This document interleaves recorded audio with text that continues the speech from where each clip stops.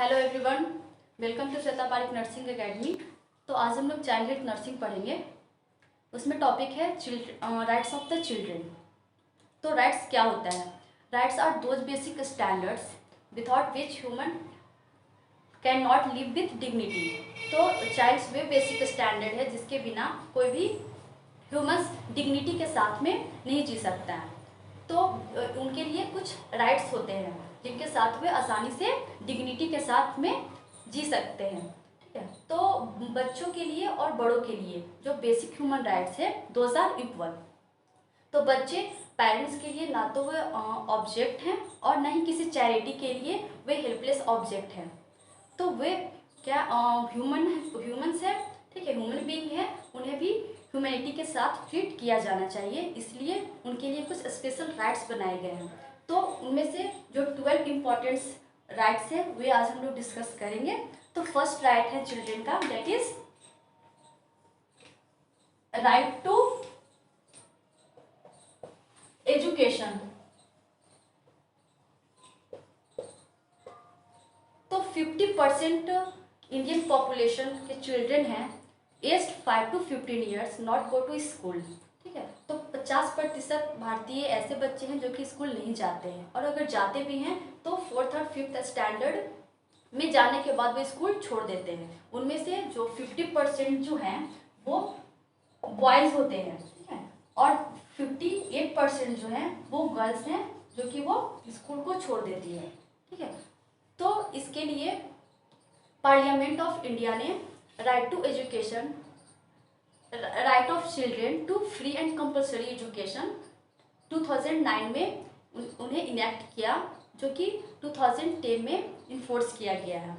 तो right to आपका free and compulsory education, इसके साथ में राइट टू एजुकेशन जैसे कि RTE भी कहा गया है। ठीक है, तो इसके तहत ये बताया गया है कि जो भी 6 to 14 एज ग्रुप चिल्ड्रन हैं उनके लिए एजुकेशन है दैट इज फंडामेंटल राइट। उनके लिए जो एजुकेशन है वो फंडामेंटल राइट्स है।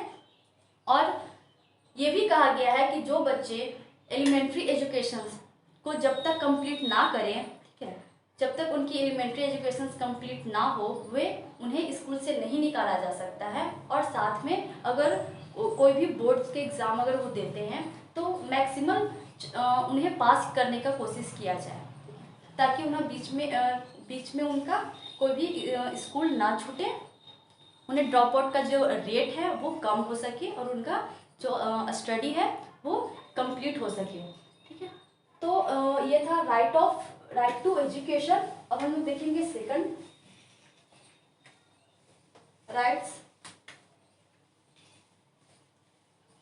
That is right to play.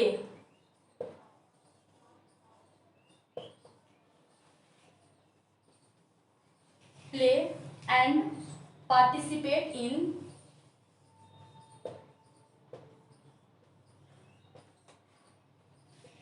recreational activities।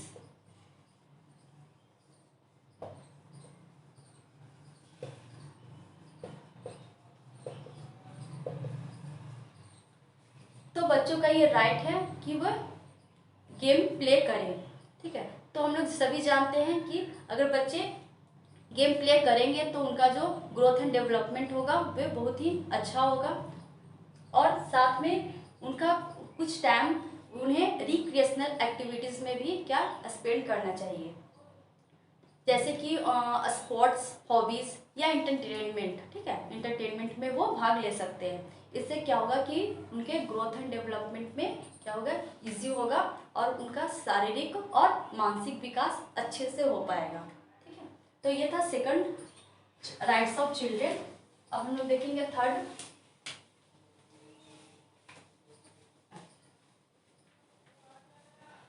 तो जो थर्ड है right to be protected from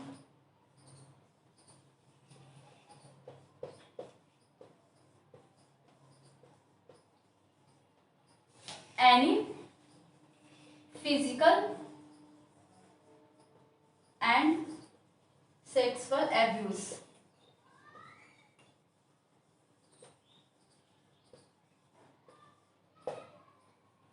Indian children के 2 मिलियन चिल्ड्रन ऐसे हैं जिनका एज 5 to 15 ईयर्स है और those are engaged in commercial sex workers, ठीक है।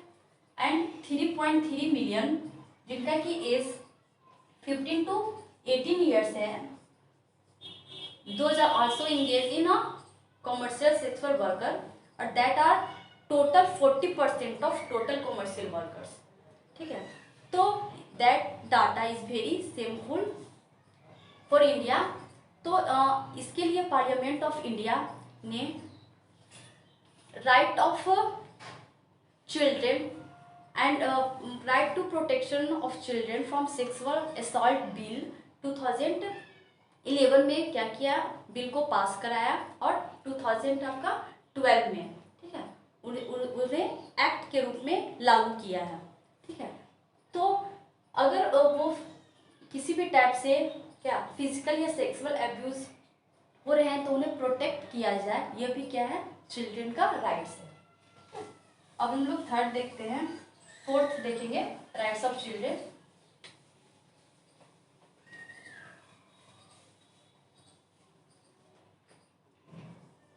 राइट टू बी पार्टिसिपेट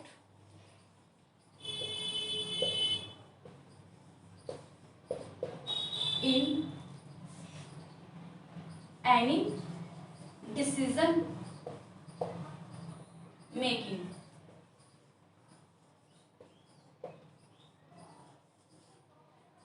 तो किसी भी टाइप के डिसीजन मेकिंग प्रोसेस में या डिसीजन लेने के लिए उन्हें ये राइट होता है। तो फॉर एग्जांपल अगर मदर और फादर उन दोनों का अगर डाइवोर्स हो रहा हो तो उस समय बच्चे का ये राइट्स होता है कि वो बता सके, उनसे डिसीजन लिया जाता है कि वो किन के साथ रहना चाहते हैं। तो कोर्ट भी अगर वो बताते हैं कि मुझे फादर के साथ रहना है या मदर के साथ रहना है तो उन्हें वो एक्सेप्ट करती है। तो यहाँ पे राइट्स ऑफ चिल्ड्रन है कि those can participate in any type of decision making, ठीक है। तो ये था आपका थर्ड राइट। अब हम लोग देखेंगे नेक्स्ट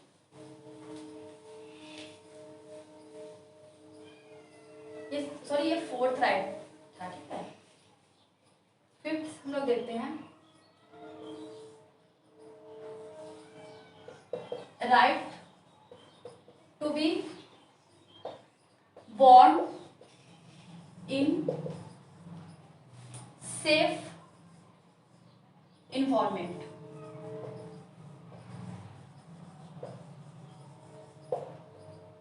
तो बच्चे का ये राइट है कि वो जो जन्म लें तो वो सेफ इन्वायरमेंट उन्हें मिले, ठीक है। तो यहाँ पेरेंट्स की ये रिस्पॉन्सिबिलिटी होती है कि जो भी अनबॉर्न चाइल्ड है उनके लिए वो केयर, ठीक है, प्रोवाइड करे, medical care, full medical attention उन्हें प्रोवाइड करे from conception to birth and till childhood, ठीक है। तो चाइल्डहुड तक उन्हें सेफ इन्वायरमेंट प्रोवाइड हो, इसके लिए वे क्या करें, पूरी कोशिश करें, ठीक है। ये भी उनका राइट है कि उन्हें सेफ इन्वायरमेंट मिले। Next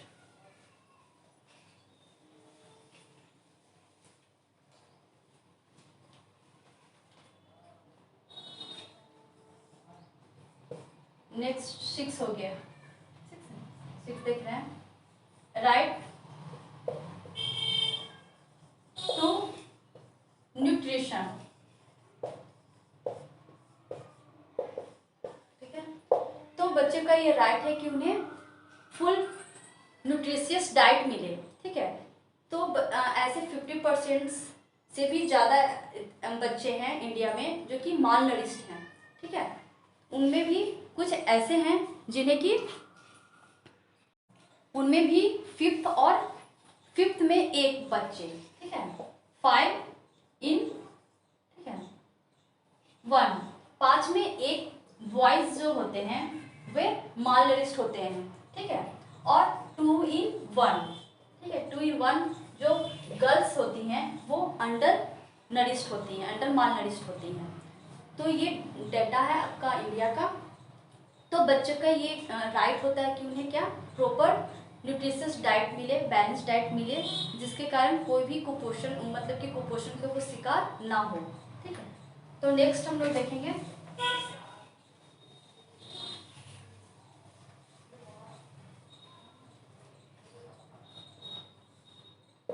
right to be protected from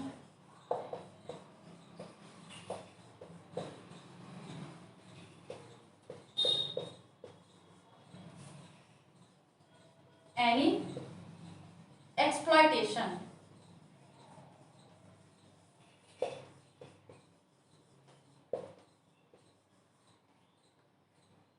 तो आपका 2 मिलियंस, ठीक है, ऐसे इंडियन चिल्ड्रन हैं जो कि काम करते हैं, ऑफिशियल में काम करते हैं, और ऐसा अनुमान लगाया गया है कि ऐसा रिसर्च किया गया है उन पे कि वे उनमें से जो सारे बच्चे होते हैं वे अपने चॉइसेस के अकॉर्डिंग काम पे नहीं होते हैं, वे किसी आपका कंपल्सन के थ्रू, ठीक है, वे काम करते होते हैं। तो बहुत सारे ऐसे पुअर और बॉन्डेड फैमिलीज हैं इंडिया में जो कि वैसे कॉन्ट्रैक्टर के हाथ में अपने बच्चों को बेच देते हैं, जो उन्हें ये आशा देते हैं कि उन्हें अच्छी नौकरी मिलेगी, ठीक है, मिल जाएगी, या कुछ पैसे दे देते हैं।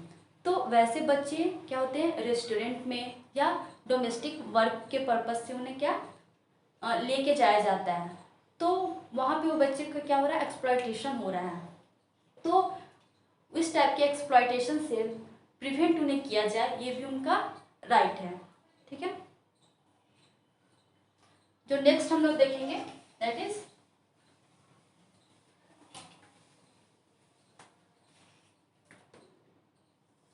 राइट टू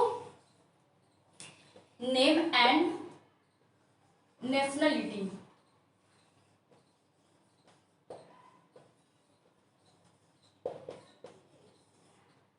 तो बच्चों का ये भी राइट है कि उन्हें नेशन के नाम के अकॉर्डिंग उन्हें जाना जाए, ठीक है, और साथ में यहाँ पे नेशन के या जो भी कंट्री से वो बिलोंग करते हैं उन्हें उनकी पहचान मिले। साथ में फैमिली का भी यहाँ पे क्या होना चाहिए, नेम हो सकता है, ठीक है, जहाँ वो सोसाइटी, जिस फैमिली, जिस सोसाइटी में वो रह रहे हैं उनके वे नाम से भी वो जाने जाएं, ठीक है। तो ये भी राइट है, ठीक है। अब नेक्स्ट जो है वह है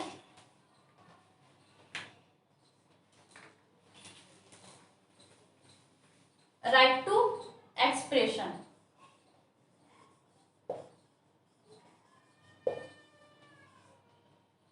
तो बच्चों का ये राइट होता है कि वे फ्रीली अपने फीलिंग्स को एक्सप्रेस कर सकें।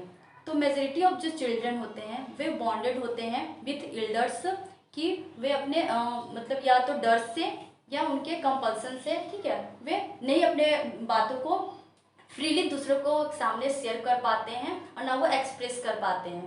तो ये अगर ऐसा किया जाता है बड़ों के द्वारा, तो ये क्या होगा, बच्चे के जो राइट्स के अगेंस्ट होगा, ठीक है। अब हम लोग देखेंगे नेक्स्ट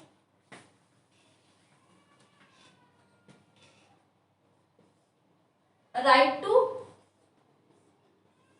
हेल्थ एंड केयर। तो जो बच्चे होते हैं उन्हें जब वो जन्म के समय से ही उनका ये राइट होता है कि उन्हें प्रॉपर हेल्थ ट्रीटमेंट, अगर वो वीक हैं या किसी भी डिजीज कंडीशन से वो अफेक्टेड हैं, तो उन्हें पूरा प्रॉपर ट्रीटमेंट मिले, साथ में उन्हें प्रॉपर केयर मिले बाय पेरेंट्स और बाय एनी लव्ड वन, ठीक है। तो ये आपका था rights of health and care. Next जो देखेंगे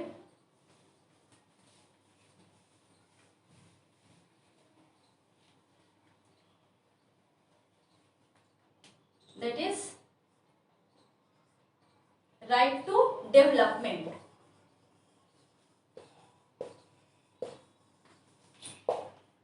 तो बच्चे का ये राइट होता है कि वे सारे एरियाज में क्या करें, डेवलप करें, चाहे वो आपका फिजिकल डेवलपमेंट हो, स्पिरिचुअल डेवलपमेंट हो, मेंटल डेवलपमेंट हो, ठीक है।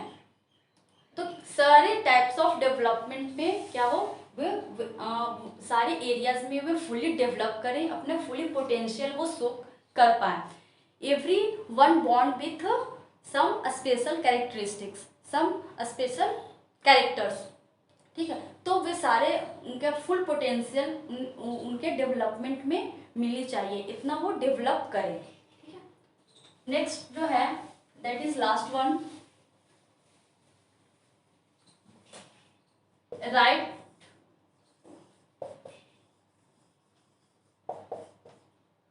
टू बी प्रोटेक्टेड फ्रॉम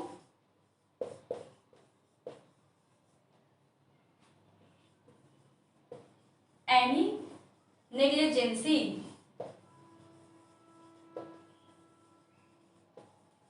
या नेग्लेक्ट कर सकते हैं।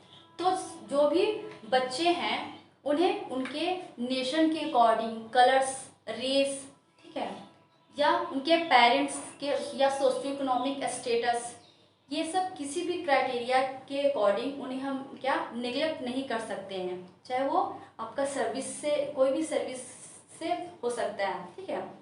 कोई भी प्रोग्राम के तहत जो भी सर्विसेज दिया जा रहा है तो वो ये नहीं कि किस रेस वाले बच्चे हैं उन्हें ये प्रोवाइड किया जाए, या कोई भी हो सकता है, वह हेल्थ केयर हो सकता है, एजुकेशनल केयर हो सकता है, किसी भी टाइप की सर्विसेज में, ठीक है, किसी भी टाइप की नेग्लिजेंसी नहीं किया जा सकता है। अगर नेग्लिजेंसी किया जा रहा है on the basis of that race, nationality, ठीक है, तो वह क्या होगा, चिल्ड्रन के अगेंस्ट होगा। ठीक है। तो ये राइट होता है कि उन्हें किसी भी टाइप की नेग्लिजेंसी से भी बचाया जाए। ठीक है। तो ये थे 12 points of rights of the children. तो आई होप कि आप लोग को ये समझ में आया होगा। अगर समझ में नहीं आया है, कोई भी डाउट है, तो आप लोग कमेंट सेक्शन में कमेंट कर सकते हैं। ठीक है।